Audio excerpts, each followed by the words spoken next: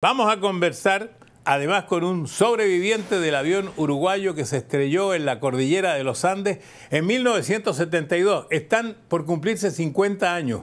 Habían 44 deportistas a bordo, de los que solo sobrevivieron 16.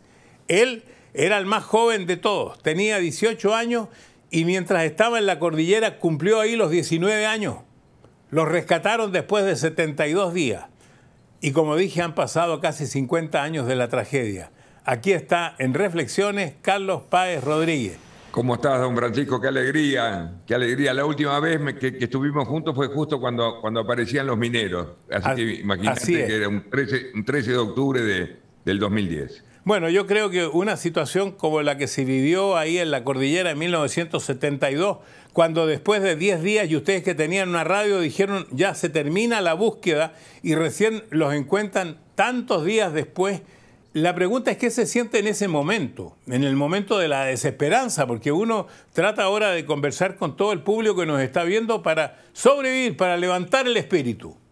Bueno, imagínate en ese momento lo que es recibir esa noticia que no te buscan más. Un poco lo mismo que cuando empezó la pandemia, una incertidumbre bestial y que teníamos que pelear por esta historia de la cual se han escrito 26 libros, 9 documentales, 3 películas hechas. Es una bestia de historia, pero es una historia de lucha del ser humano, donde vemos la capacidad del ser humano de poder evolucionar, transformarse y salir adelante, que es un poco lo que hicimos nosotros a partir de ese día 10 cuando nos enteramos de que no nos buscaban más. Ahora, 72 días, diría 62 de desesperanza. ¿Cómo se vive el día a día? ¿Qué pasa cuando uno despierta en la mañana? Porque están a 4.200 metros de altura. ¿Qué temperaturas había en la noche? Nosotros estamos entre 25 y 35 bajo cero, con la diferencia del que va a esquiar, que tiene frío durante el día, pero de noche tiene una cama caliente. Nosotros tenemos frío durante el día y más frío. Bueno, tú conocés bien la cordillera, más que nadie, digo, es infernal. Gracias a Dios, el ser humano tiene una capacidad de olvido del dolor. Yo no te podría describir ahora realmente lo que fue el frío que nosotros pasamos, pero fue desesperante. Además, tenía 18 años. A 18 años yo era un chico que no servía para nada, un malcriado, un consentido, un caprichoso. Desayuno en la cama, yo tenía niñera en esa época, para que veas el personaje que estaba ahí, mi padre, tú lo conocías, sí. Pintor uruguayo, que nos dio todo para que nosotros viviéramos cómodamente y dejarlo a él pintar. Digo, ese era un poco el criterio de la familia. Debo decir que Carlos Páez tenía la Casa Pueblo, donde alguna vez que fui a visitarlo puso una calle con mi seudónimo. Hay una calle que se llama Don Francisco, pero quiero que volvamos a esta historia, porque esta historia tiene que marcarte. Y por eso tú, en 3 libros que escribiste, en uno de ellos cuentas tu adicción a las drogas. Y mi pregunta es si las drogas vienen a raíz de este accidente o ya tenías esta inclinación antes. No, seguramente yo tenía esa inclinación, pero evidentemente cuando te toca vivir una historia como esta, tenés un pasaporte a poder hacer cualquier cosa, porque cualquier cosa, una historia como esta justifica cualquier cosa. Y yo quizás me aproveché de la historia, pero bueno, justo cumplí el otro día 30 años sin consumo, gracias a un grupo también, porque esta es una historia netamente grupal, la de los Andes y la de salir de las drogas. Yo escribí este libro que se llama Mi Segunda Cordillera, que justamente habla de la salida de las drogas, porque realmente es una cordillera. ¿Qué droga consumías? Bueno, consumía cocaína, consumía benzodiazepinas y alcohol también. Esa es la verdad. Era toda una mezcla. Pero... Y todo pasa por el alcohol. La verdad se ha dicho que todo drogadicto, toda persona que se droga tiene, en general no son monodrogas, tienen que ver con el alcohol también. ¿Y cómo sales de eso? Bueno, gracias a un grupo, compartiendo el dolor. Sabés que yo aprendí que cuando uno comparte el dolor hace que sea menos dolor, y cuando uno comparte la alegría hace que la alegría sea más alegría. Hoy por hoy doy esta conferencia, me encanta dar la conferencia sobre la salida de drogas, pues realmente es difícil. A mí me dijeron que 1 de cada 100 salía, cumplía un año, y realmente lo comprobé, que es muy difícil salir de las drogas, pero bueno, a mí me sirvió, pero también es difícil salir de los Andes, digo, pero bueno, gracias a un grupo se puede. Ahora yo sé que está considerada la historia nuestra una de las historias más notables de trabajo en equipo, porque fue gracias a un equipo que salimos adelante, gracias a que peleamos para que Parrado y Canessa salgan a caminar en esa caminata infernal de 70 kilómetros en en la inmensidad. Fíjate que nosotros caímos en territorio argentino, cruzamos la cordillera entera. Sí, hasta que encontraron al arriero. Don Sergio Catalán. Don Sergio Catalán, ya fallecido también, pero él fue el artífice que logra que las ayudas lleguen lo antes posible. Quiero reconocer lo que hizo Catalán. Quisiera también llenar la inquietud de las personas que están en nuestra nube virtual. En este caso, quiero irme a Cuernavaca, México, para que entonces Cintia Durán tenga la oportunidad de preguntarle a Carlos Páez. Cintia, adelante. Me gustaría que nos compartieras 3 imágenes o 3 palabras que te ayudaron a sobrellevar ese momento en el que tú estabas ahí con poca esperanza de vida. Mira, yo siempre tengo una frase que no es mía, es una frase de San Francisco, que dice así: empieza por hacer lo necesario, luego lo que es posible y terminarás haciendo lo imposible. Que fue exactamente lo que nosotros vivimos. Cumplir el proceso, haciendo lo necesario, luego lo que es posible y terminamos haciendo lo imposible. Fíjate que a los 10 días que te digan que no te buscan más fue un horror. Y bueno, la historia quedó en nuestra mano y es un poco lo que yo trato de transmitir en las conferencias que doy en el mundo entero sobre no esperar a que la empresa te ayude a vos, sino que ver lo que tú puedes hacer por la empresa. Filosóficamente es un poco así lo que nosotros hicimos, no esperar a que la solución venga de afuera, sino nosotros buscar la solución. Y cuando tú le tienes que hablar a una audiencia donde la mayoría de las personas necesitan esperanza frente a la desesperanza, ¿qué es lo más importante que le dices a la gente? Lo único que hago yo es contar la historia. La historia está llena de esperanza. La historia está llena de actitud, que es la gran palabra que tiene la historia. Y bueno, gracias a esa actitud y a pelear por nuestras familias, nosotros no peleamos por fama. Fíjate que tenemos películas, documentales, libros escritos. John Malkovich hace de mí en la película Live, o sea, tiene todo el glamour que puede tener, pero el tema fue el vínculo al final, fue a través de un hombre de campo que fue don Sergio Catalán, o sea que el vínculo con la sociedad fue a través de la humildad. ¿Tú en algún momento de estos días ahí en la cordillera pensaste en la muerte? Sí, permanentemente. Nosotros tuvimos 29 muertos alrededor nuestro que convivimos con ellos durante los 70 días a 2 metros de distancia o 3 metros de distancia.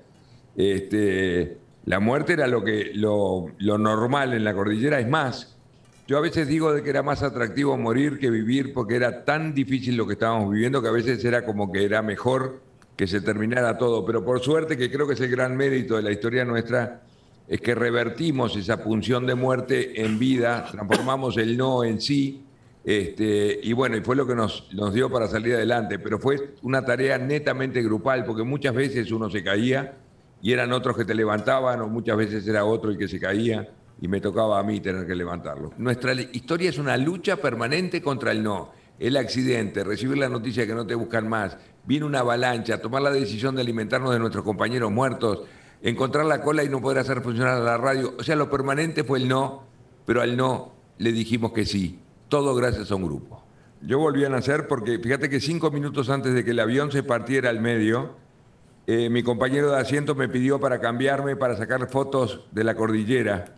Fíjate que yo estoy vivo y él no. O sea que son esas cosas que pasan en esos momentos de cambios. Yo me agarré mucho de la Virgen María, digo que yo soy un gran devoto de la Virgen, de hecho tengo el rosario, este es el original que rezábamos todos los días, que fue muy importante en los Andes, porque era un momento de unidad, un momento de cercanía con Dios.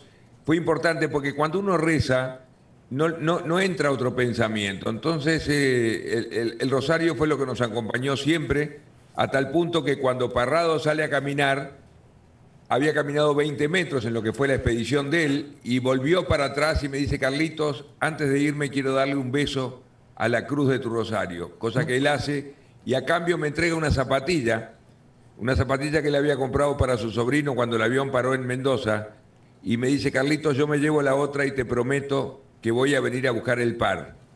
Pero si eso no pasa y yo me muero en el camino, y ustedes tienen que disponer de mi madre y de mi hermana para alimentarse, él había perdido a su madre en el accidente y su hermana 5 días después, háganlo. O sea que no solamente Parrado tuvo los cojones de salir a buscar ayuda, sino que además nos dio una autorización innecesaria, pero lo hizo, de alimentarnos de lo más sagrado que él tenía, que era su madre y su hermana.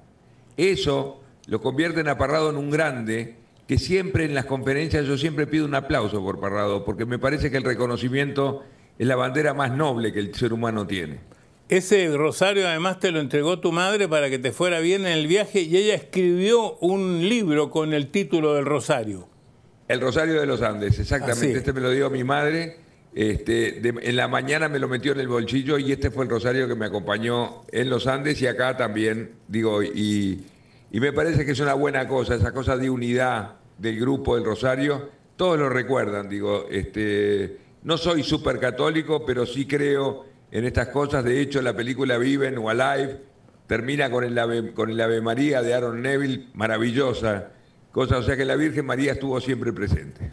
Y vamos con la pregunta pendiente, esto del trabajo en equipo, que me parece tan importante. Yo quisiera saber, Carlos, si también en el caso de ustedes el trabajo en equipo fue importante o cada uno se organizó como pudo. ¿Qué organización había en medio de que habían tantos cadáveres y al mismo tiempo sobrevivientes heridos? ¿Había liderazgo? ¿Cómo funcionó esto? Bueno, yo siempre digo de que si hubiera sido un avión de línea donde gente que no se conocía y todo eso, hubiera sido un desastre, se hubieran muerto todos. Fue netamente un trabajo en equipo. Yo tengo acá una frase que dice que el grupo es un respaldo indestructible que ayuda a despertar las cualidades dormidas de cada uno de sus integrantes. Fueron apareciendo personajes increíbles. Yo, que te digo que tenía niñera, que no servía para nada, ni atarme los cordones de los zapatos, de pronto fui un tipo útil, quité la nieve de adentro del fuselaje, diseñé un bolso de dormir para los expedicionarios. O sea que yo me daba cuenta de mi propia transformación. Y eso está bueno. Y cada uno ocupó su lugar, éramos como las piezas de un motor fundamentales para que el auto funcione. O sea que el equipo fue fundamental. En todos los sentidos, fue una historia netamente grupal. Y bueno, compartir el dolor hace que el dolor sea menos dolor y la alegría más alegría. Tú no te das cuenta de la capacidad que tiene el ser humano. Cuando uno cree que no puede más, puede más. Es increíble. Lo mismo lo decían Parrado cuando caminaban o Canessa, que daban un paso más y cada paso que daban cada vez se acercaban más. Caminaron entre 70 y 90 kilómetros en las partes más altas de la cordillera. Siempre se puede. Uno no se da cuenta de la capacidad que tiene, que es lo que yo digo, cuando te pasan estas cosas, afloran las virtudes desconocidas que nosotros tenemos. Y eso es lo importante y nosotros tenemos siempre. Por eso yo digo, hay que mirar para atrás, por el espejo retrovisor, pero para ir para adelante. Mirar de dónde vengo, pero sobre todo hacia dónde voy. Gracias a que yo estoy vivo, tengo 2 hijos, tengo 5 nietos, o sea que marca claramente que valió la pena nuestra historia para que lo que triunfe sea la vida. Hablas de que para ti fue más devastador todavía que el accidente, la separación de tus padres a los 13 años. Sí, sin duda fue devastador, pero también la vida te da oportunidades. Mi padre escribió este maravilloso libro que se llama Entre mi hijo y yo la luna, que el cuento nace en que yo era un obseso por mirar la luna porque sabía que era lo que podía estar mirando mi madre.